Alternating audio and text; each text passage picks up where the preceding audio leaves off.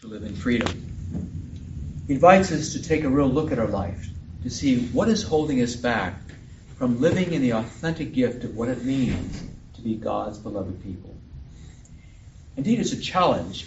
When Jesus speaks about freedom, he's not speaking directly about political freedom, nor economic freedom, nor freedom from poverty.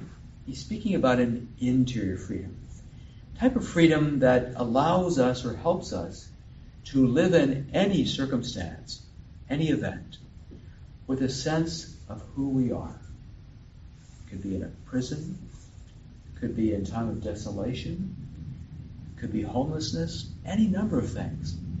But he's saying that any of us can have the capacity, the opportunity to live in this freedom.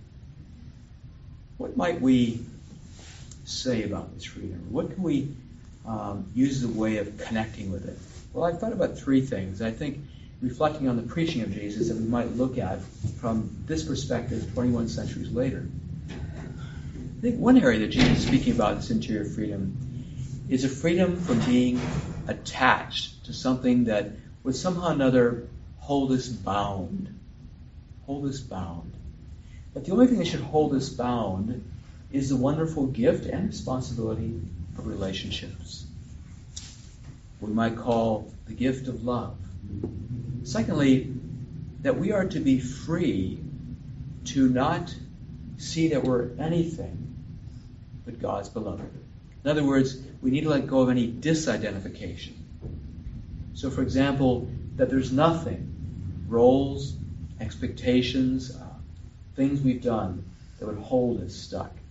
And the final area is what I would call somewhere or another Jesus saying, let go of your need to be grounded or imprisoned by your past.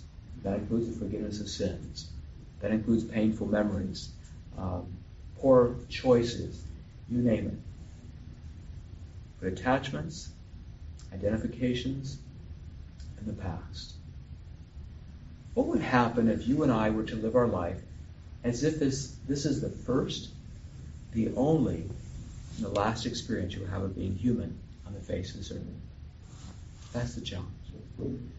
I think this is where we can learn from the dying.